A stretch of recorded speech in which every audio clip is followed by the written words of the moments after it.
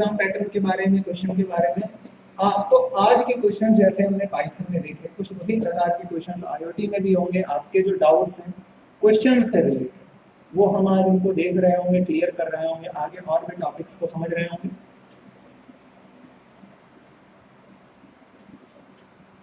सबसे पहला question, analog read functions have dash arguments. Analog pins के लिए जो रीड फंक्शन होता है उसमें कितनी आर्गुमेंट्स होती है?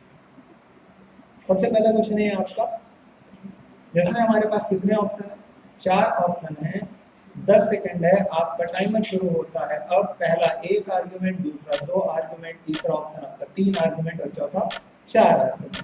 तो इसमें से कौन सा सही होगा भाई? कितने आर्गुमेंट? 2 आर्गुमेंट? जी नहीं, रीड फंक्शन हमारा कितने आर्गुमेंट लेता है? 1 आर्गुमेंट लेता है। रीड फंक्शन है, ठीक है, राइट फंक्शन नहीं है। अगला क्वेश्चन है, what are the salient features of Arduino board. Salient का मतलब समझ रहे हो? सेल करने वाले। ऐसी कौन सी चीजें हैं जिनकी मदद से हम आर्डिनो को बेचने के लिए उपयोगी समझते हैं? बहुत मतलब यूएसपी समझते हो, USP unique selling point.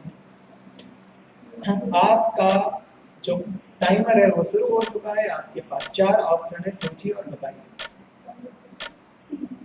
C, DC current, all of the above. Analog में पीडब्ल्यूएम भी होता है, एनालॉग इनपुट पिन्स भी होती हैं, डीसी करंट भी होता है और ऑल ऑफ द एबव भी होता है, मतलब ये तीनों चीजें होती हैं। अगला क्वेश्चन हमारा 304,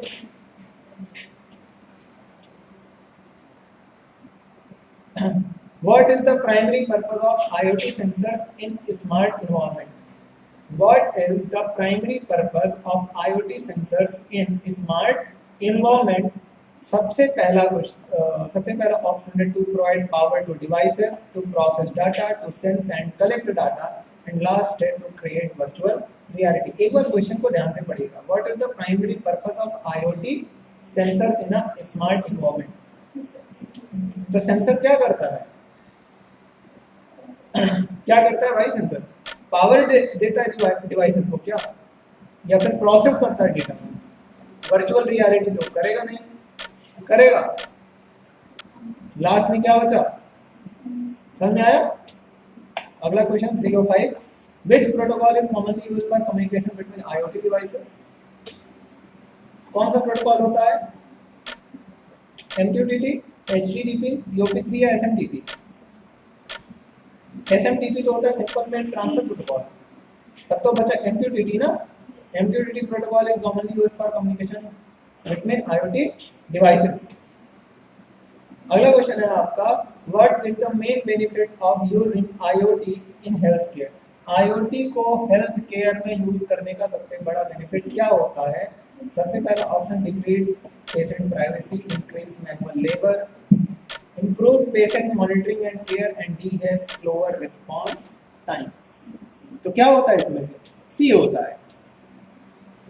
अगला क्वेश्चन है हमारा, which security concern is particularly relevant to IoT devices। इसमें से कौन सा सिक्योरिटी कंसर्न पर्टिकुलरली बहुत ज़्यादा रेलेवेंट है IoT डिवाइसेस से रिलेटेड? आपके पास 4 ऑप्शन है, समय है आपका 10 सेकंड, देखिए और बताइए। A, B, C का D क्या होता है भाई? हाँ, सबसे बड़ा कंसर्न जो होता है ना, वो होता है वल्नरेबिलिटीज इन फर्मवेयर। ठीक है, स्ट्रॉन्ग पासवर्ड पॉलिसी तो वो तो डिपेंड करता है कि किस कंपनी ने IoT को लॉन्च किया। सपोज करिए गूगल ने लॉन्च किया तो कहता है कि भैया 8 अंक का होना चाहिए। वहीं अगर माइक्रोसॉफ्ट ने लॉन्च किया तो वो कहता है कि एक कैपिटल होना चाहिए, एक स्मॉल होना चाहिए, एक न्यूमेरिक वैल्यू होनी चाहिए, एक स्पेशल कैरेक्टर होना चाहिए। वो अपने पासवर्ड में ऐसी पॉलिसी रखता है। लेकिन अगर हार्डवेयर ही वल्नरेबल होगा तो क्या ये सॉफ्टवेयर पॉलिसी वर्क करेगी? करेगी। समझ में आया? अगला क्वेश्चन है, which technology forms on the basis of connecting everyday objects to the internet in IoT। Which technology forms the basis, basis मतलब आधार, for connecting everyday objects. Everyday object समझ रहे हो? दिन प्रतिदिन की चीजों को कनेक्ट करने के लिए इंटरनेट से।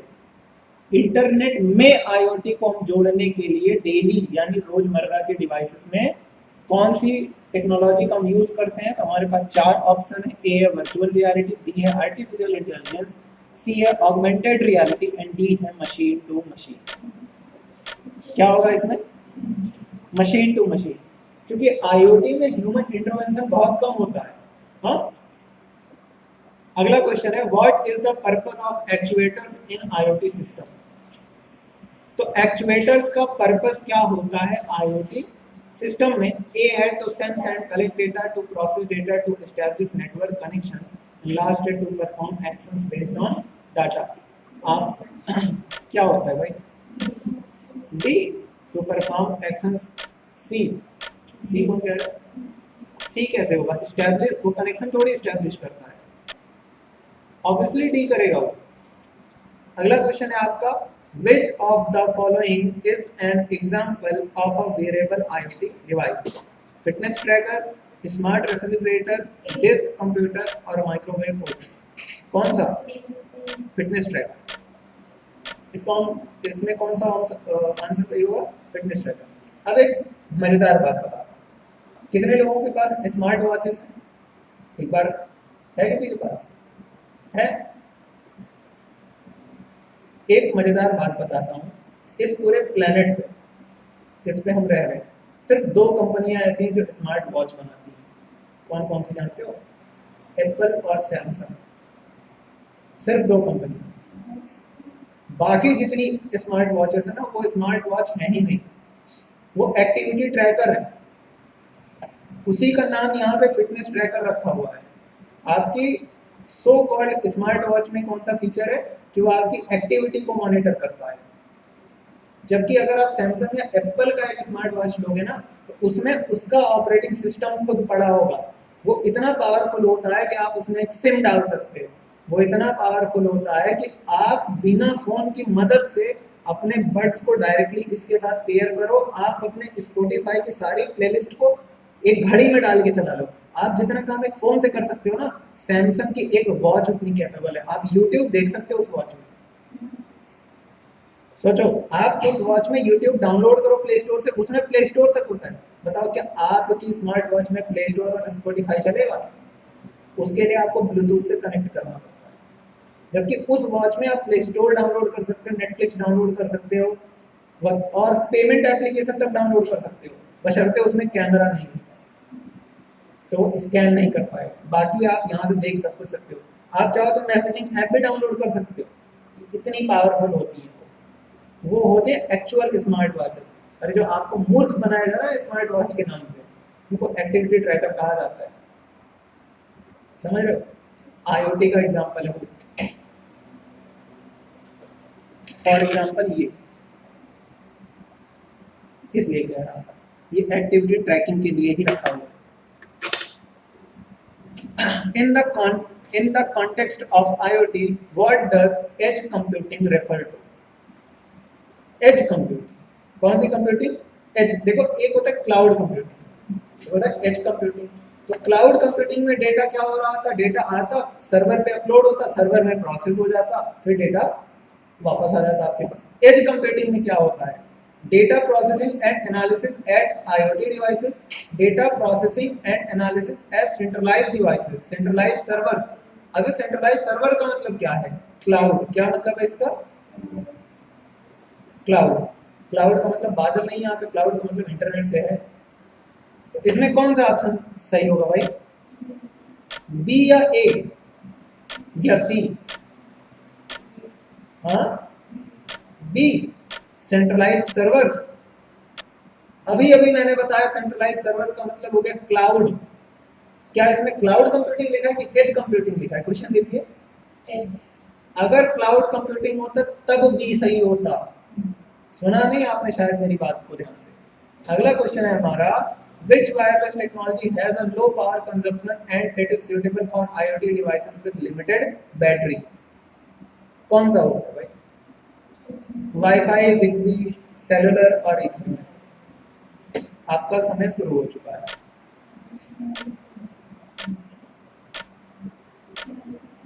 वाईफाई, जिगबी, सेलुलर या इथरनेट? जिग्बी सबसे ज्यादा लो पावर्ड जिग्बी होता है।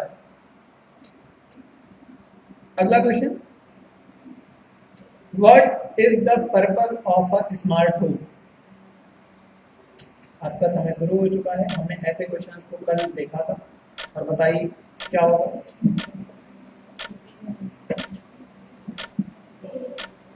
क्या होगा? ए होगा, to control and automate home devices. देखिए आईओटी को सिर्फ हम इंक्रीज और डिक्रीज करने के लिए ही नहीं करते, आईओटी का मतलब होता है हम चीजों को ऑटोमेट कितना कर पाए, ठीक है ना। सपोज करो हमारे पास एक एसी है, वो पूरा का पूरा ऑटोमेटिक है, समझ लो उसमें मोशन सेंसर लगा है या उसमें टेम्परेचर सेंसर लगा है।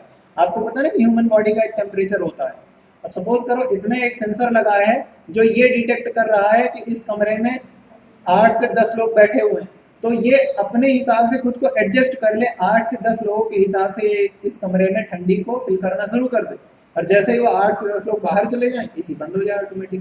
तो ये हुआ आईओटी का एग्जांपल। क्या ये चीज सेंसर लगा के ऑर्डिनो की मदद से कोड करके बना नहीं सकते एसी के लिए? बहुत आसानी से बना सकते हैं, बनती भी ये चीजें ऐसे, है ना। Question number 314, what term describes the ability of IoT devices to interpret and share data seamlessly? Option A, data segregation. Option B, data isolation. Option C, data interoperability. And option D, none of these.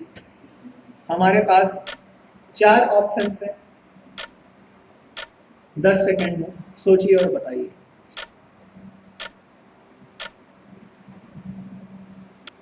Data interoperability, देखिए यहां भी एक term use करेगा ये interoperate. Interoperate मतलब समझ रहे हो, जैसे इंटरकनेक्टेड होता है, इंटरकनेक्टेड मतलब आपस में संलग्न, वैसे इंटरऑपरेट मतलब हर एक एंड पे पॉसिबल है कि उसकी प्रोसेसिंग हो रही है। सेंसर अपने एंड पे डेटा को प्रोसेस करके दे रहा है और प्रोसेसर अपने एंड पे डेटा से आउटपुट ले रहा है, ठीक है ना। तो यही है इंटरऑपरेबिलिटी। अगला क्वेश्चन है, which security measure helps prevent unauthorized access to IoT devices? 4 option है आपके पास, open sharing of data, weak password, regular firmware updates and disabling encryption. ए,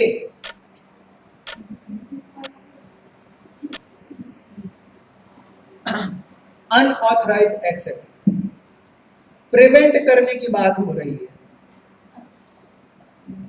देने की बात नहीं हो रही है यहाँ, प्रिवेंट कर, उससे बचाना है हमको। तो अगर हम रेगुलर अपडेट्स देते रहेंगे तो हमारा डाटा क्या रहेगा, बचा रहेगा। अगला question, which of the following is a potential benefit of using IoT in agriculture? क्या है? चारों ऑप्शन ही सही लग रहे हैं।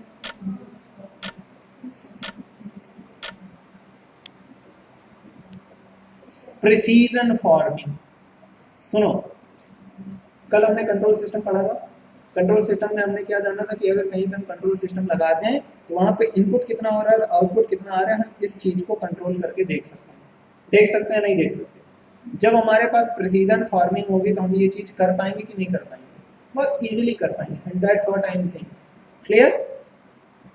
Question number 317, what type of data transmission involves a continuous stream of data between sender and receiver? 4 options हैं आपके पास, packet switching, circuit switching, stream switching and broadcast switching. हाँ, स्ट्रीम स्विचिंग क्या होता है? स्ट्रीम स्विचिंग नहीं होता। देखिए पैकेट स्विचिंग का मतलब होता है कि डेटा पैकेट्स में टूट के जाए। कल मैंने एक टर्म के बारे में बात करी थी जिसका नाम मैंने बताया था एटीएम, याद है? एसिंक्रोनस ट्रांसमिशन मोड, याद है कि नहीं? एसिंक्रोनस ट्रांसमिशन मोड में सर्किट स्विचिंग हो रही होती है। Which IoT communication model involves one device directly communicating with another? इनमें से कौन सा कम्युनिकेशन मॉडल इन्वॉल्व करता है एक डिवाइस को दूसरे डिवाइस से डायरेक्टली कम्युनिकेट करने में? डिवाइस टू डिवाइस, या इसी को आप मशीन टू मशीन भी कहते हो, D2D और M2M दोनों सेम ही होता है। अगला question, which of the following is an essential requirement for IoT devices to communicate with each other. Option A physical proximity, B line of sight visibility, C shared power source, and D network connectivity. 10 second है आपके पास, सोचिए और बताइए।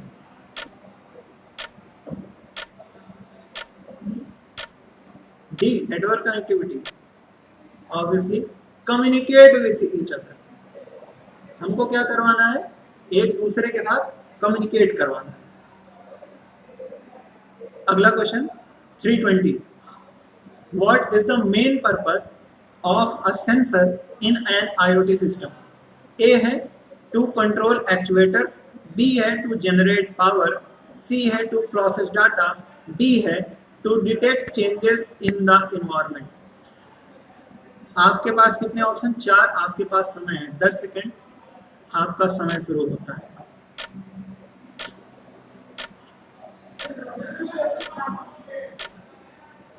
हाँ, D to detect changes इन।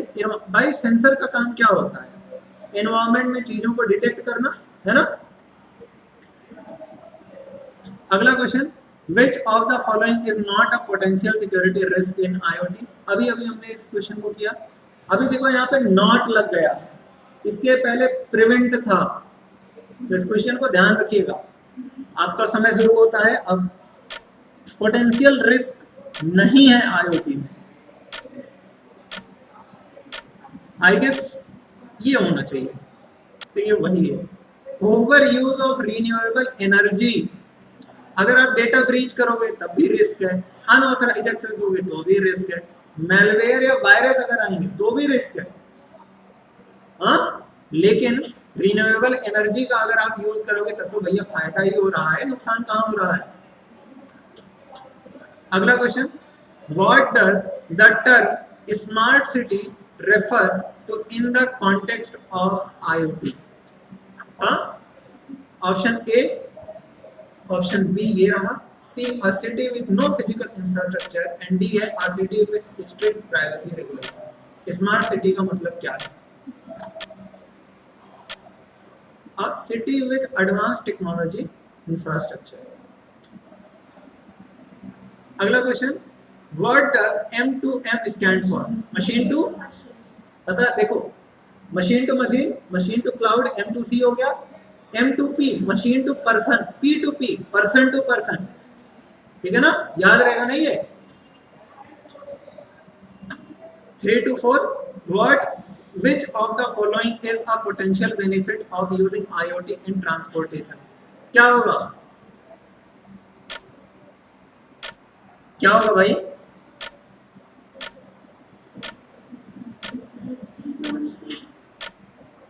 क्या होगा? सी होगा। जिन बच्चों को बी लग रहा था, देखो इफिशियंसी का मतलब होता है शुद्धता।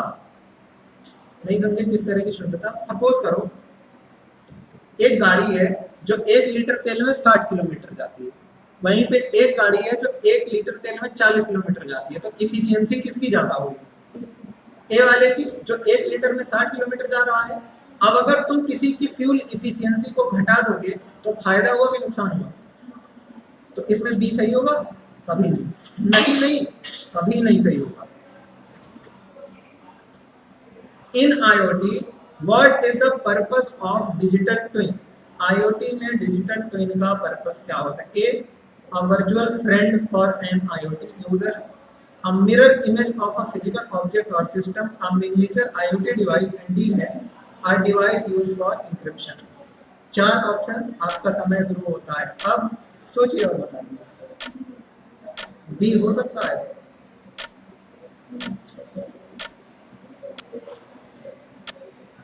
a mirror image of a physical object or system, digital twin, photocopy। Which IoT communication model involves device communicating with a central cloud server? इनमें से अभी देखिए इसको हमने करा था। डी डिवाइस टू क्लाउड, देखते हैं। जी हाँ, device to cloud. What is the purpose of data analytics in IoT? Data analytics, अच्छा आप लोग इनमें से बहुत सारे लोग जो ऐसे हो गए जो डेटा एनालिटिक्स करना चाहते हो। पता है डेटा एनालिटिक्स होता क्या है? एक बहुत बड़ा डेटा सेट होता है आपके पास, आप उस डेटा को अलग अलग तरीकों से देखते हो, क्या करते हो, देखते हो और एनालाइज करते हो कि इस डेटा से फ्यूचर में क्या हो सकता है। इसका ज्यादा इस्तेमाल ट्रेडिंग वगैरह में किया जाता है, समझ रहे हो।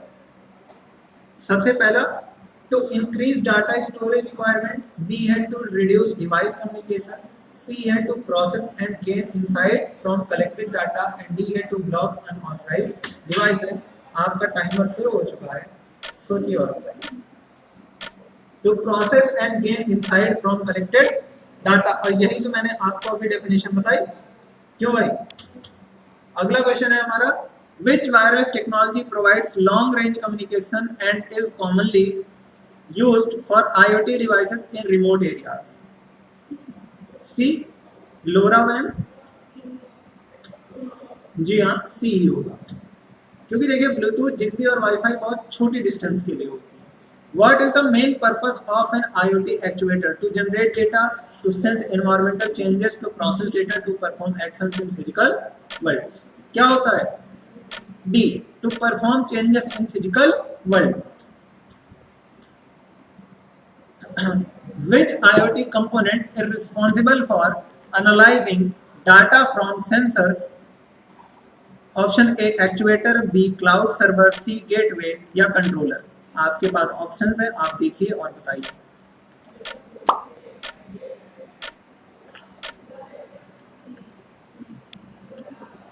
हाँ, cloud server. Which IoT component is responsible for processing and analyzing data? है ना। अगला क्वेश्चन है हमारा, What is the term for connecting physical devices, vehicles, buildings and other items embedded with sensors and network connectivity? Option A, Internet of People, option B, Internet of Services, C, Internet of Things and D, Internet of Computers।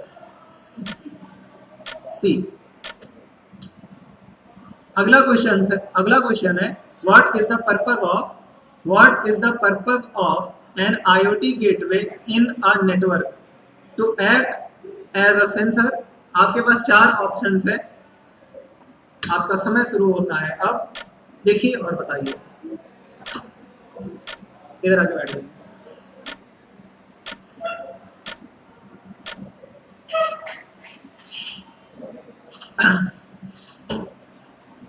इसमें से कौन सा सही हुआ?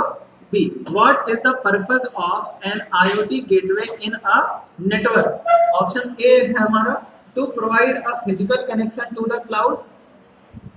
ठीक है, gateway को हम क्या कहते हैं? प्रोटोकॉल कन्वर्टर कहते हैं। क्यों कहते हैं? क्योंकि ये 2 डिसिमिलर नेटवर्क को आपस में कनेक्ट कर देता है। बात समझ में आ रही है?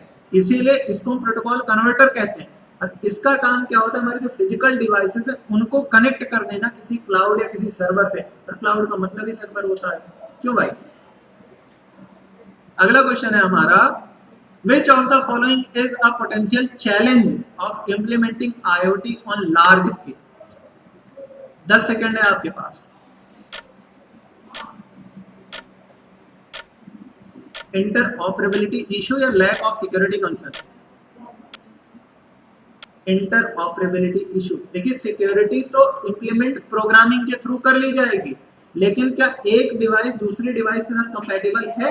एक फन फैक्ट बताता हूँ, आपने अक्सर देखा होगा कि आप एक सपोज करो आपके पास वीवो का फोन है, आपके पास ओप्पो का चार्जर है, आप चार्जिंग लगाए, आपका फोन सपोर्ट करता है 100 वाट की चार्जिंग, पर वो तेज चार्ज ही नहीं हो रहा। अक्सर ऐसा होता होगा। आपको पता है ऐसा क्यों होता है? ये होता है हैंडशेक प्रोटोकॉल की वजह से। ये कंपनियां क्या करती हैं? चार्जिंग में भी प्रोटोकॉल लगा देती हैं। अब जब आप उसी कंपनी का वही चार्जर लगाओगे तब तो प्रोटोकॉल आपका सत्यापित होगा, यानी जो कनेक्शन होगा चार्जर और किसके बीच? मोबाइल। ये पता है चार्जर के अंदर आजकल आईसी लगी हुई आती है, तो जब तक वो प्रोटोकॉल मैच नहीं होगा तब तक आपका मोबाइल तेज चार्ज नहीं होगा। समझ रहे? यहां भी वही हो रहा है कि आप सिक्योरिटी तो लगा लोगे, लेकिन क्या एक डिवाइस दूसरी डिवाइस के साथ कंपैटिबल है? कंपैटिबिलिटी इश्यू हो जाता है। अगला question, what is the primary purpose of IoT enabled wearable devices?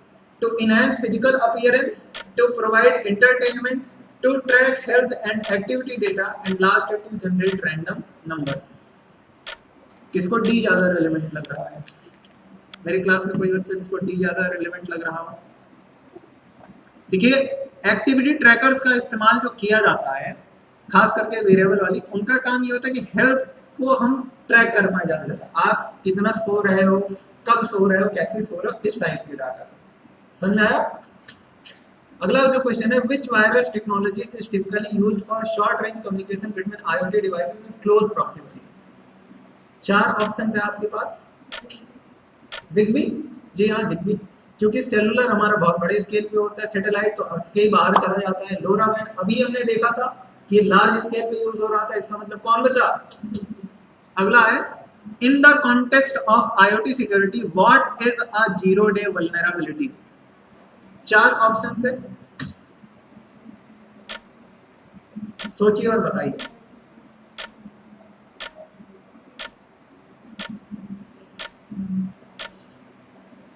ये होना चाहिए, vulnerability that is not patched yet known or patched। ऐसी अच्छा vulnerability मतलब समझते हो क्या? कमी या कमजोरी?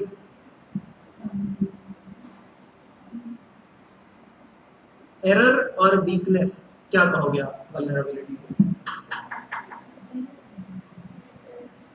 वीकनेस होती है vulnerability को, कंप्यूटर की भाषा का वीकनेस कहा जाता है।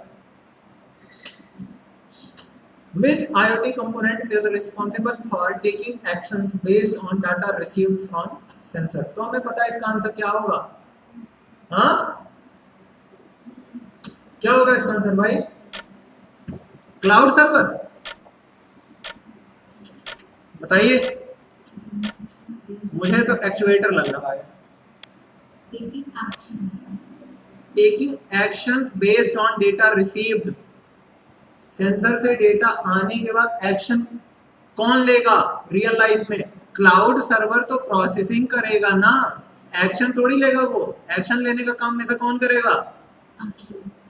भाई ब्रेन आपका जो है वो डेटा को प्रोसेस कर सकता है, सही गलत आपको बता सकता है, काम तो हाथ पैर ही करेंगे ना। अगला question, Which of the following is not a common type of IoT network topology? A star, B mesh, C ring and D square. Which of the following is not a common type? Common type की बात हो रही है। Square। अगला question, What is the primary purpose of predictive maintenance using IoT industries? आपके पास 4 option हैं, आपका समय शुरू होता है अब। To perform maintenance task based on data insights. देखिए मुझे भी तो यही लग रहा है, यही है। Which of the following is an example of a potential ethical concern related to IoT? इनमें से कौन सा potential ethical concern है जो कि IoT से related है? तो A reducing energy consumption, B improved healthcare monitoring, C invasion of privacy through data collection and D enhanced communication between devices। तो क्या होगा? invasion of privacy through data collection। जी हाँ, इसमें C सही होगा। What is the main advantage of using IoT in agriculture for irrigation management? 4 options हैं। Increase water wasted, ये question कल हमने किया था ना, किया था ना कल। क्या सही होगा इसका? सी वाला, देखते हैं। जी हाँ, सी सही है। अगला क्वेश्चन है, which IoT application involves connecting vehicles to the internet to provide real time information and entertainment services? 4 options, आपका समय शुरू हो चुका है। Smart agriculture, connected vehicles, connected vehicle, अरे यहाँ देखो, यहाँ देख रहे हो, कनेक्टिंग व्हीकल सीधा सीधा सामने लिखा हुआ। अगला क्वेश्चन है, अगला क्वेश्चन है, what does the term fog computing?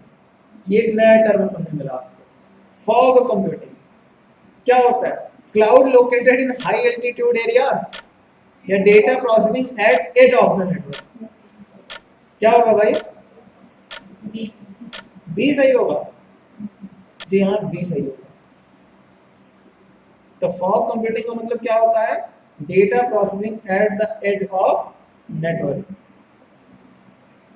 अगला क्वेश्चन है, which of the following wireless technologies is commonly used for short range communication between IoT devices in a home?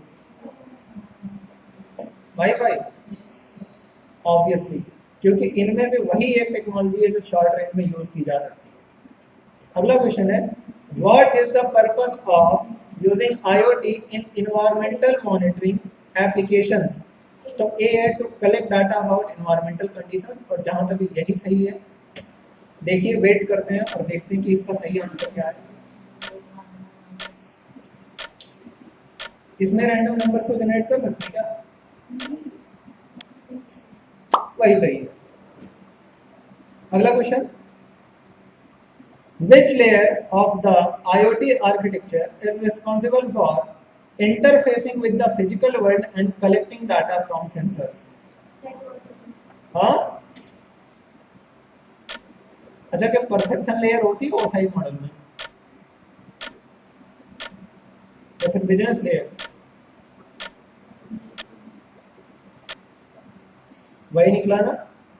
देखिए, IoT आर्किटेक्चर जो होता है वो 3 तरह का होता है, एक 3 लेयर आर्किटेक्चर, एक 5 लेयर आर्किटेक्चर, एक 7 लेयर आर्किटेक्चर।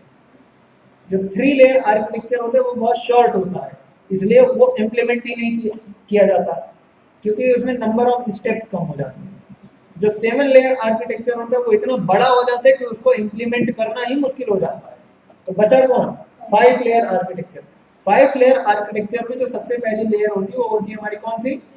परसेप्शन लेयर, जिसमें आप करते क्या हो? सबसे पहले आप ये सोचते हो कि आपको IoT में करना क्या है, लगाना किस पे चाहते हो IoT। तो पहले तो वही करोगे ना, पहले प्रॉब्लम को आप ढूंढोगे। अगला क्वेश्चन है आपका, what is the main benefit of using IoT in health care monitoring applications? ये क्वेश्चन में आपको ज्यादा प्रॉब्लम नहीं होनी चाहिए। हाँ जी हाँ, early detection of health issues. अगला क्वेश्चन है 348, what will be the most discussed challenge in IoT? Storage, analyse, speed और सिक्योरिटी। स्टोरेज मोस्ट डिस्कस्ड की बात हो रही है। सिक्योरिटी, देखिए स्टोरेज कम होता है,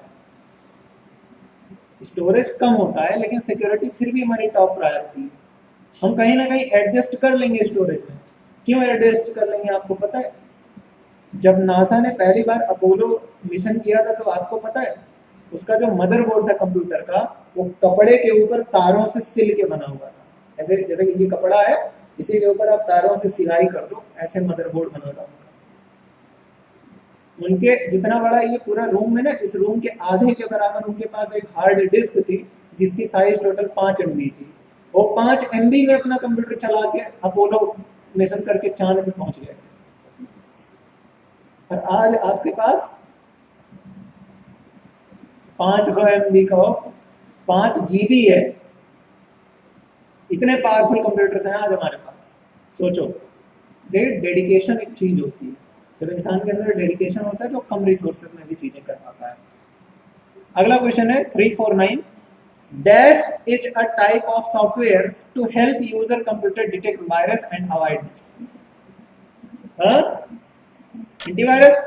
जी हाँ, ऑब्वियसली एंटीवायरस। एंड इस सेट का, आज का यानी सेट 7 का, कौन से सेट का? सेट 7 का आज का हमारा लास्ट क्वेश्चन है, the scope that hacker can be used to break into a system is called attack surface। कौन सा ऑप्शन सही है? Attack surface. जी